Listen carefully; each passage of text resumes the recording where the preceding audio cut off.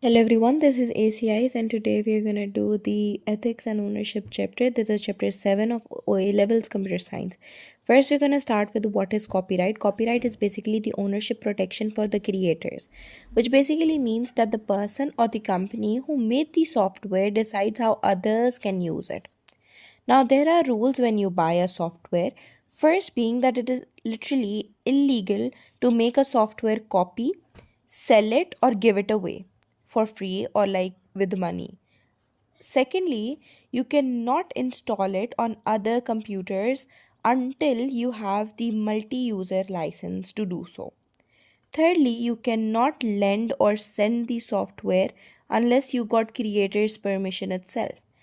And fourthly, you cannot steal or reuse a part of the code of the software from the other program in your own program, and you cannot use the name of another company's software for your own. You cannot claim it.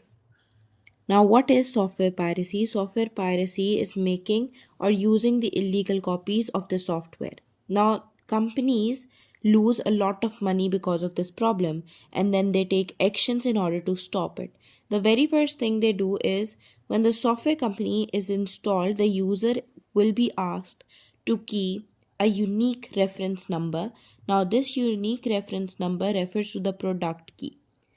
Now, this is to make sure that the original owner is using the original copy of the software.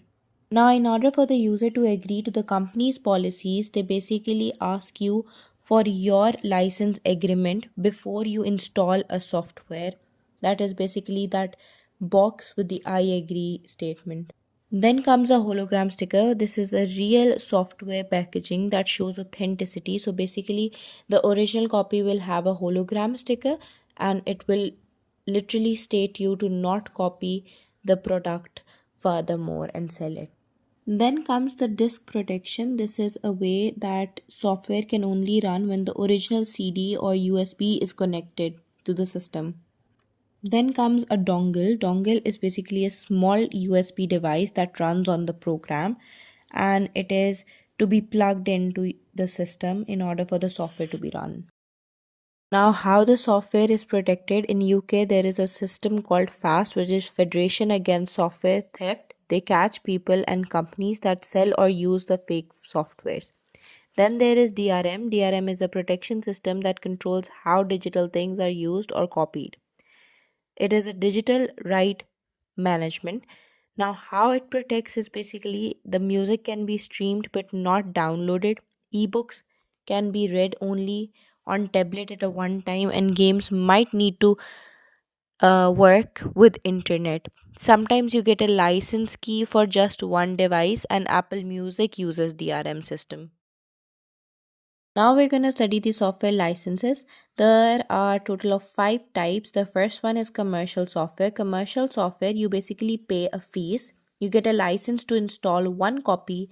You get fully protected by the copyright and cannot modify it without the prior consent of the copyright owner.